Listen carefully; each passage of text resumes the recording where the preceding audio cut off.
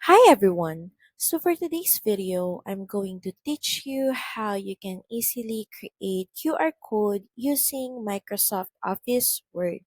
So let's start off with a blank document. From here, let's just go to Insert, then click on Get Add-ins, and in the search bar, let's just look for QR, then press Enter.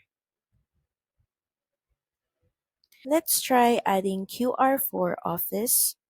Just click on Add, then press Continue.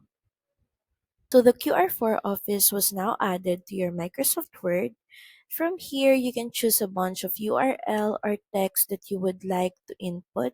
Just copy and paste the website that you would like to put. You can also customize the color of the QR code. Then just simply click on Insert. From here, you have now successfully created your QR code just by using Microsoft Office. So that's pretty much it. Thank you very much for watching this video. I hope that this helped you on how you can easily create the QR code just by using Microsoft Office Word.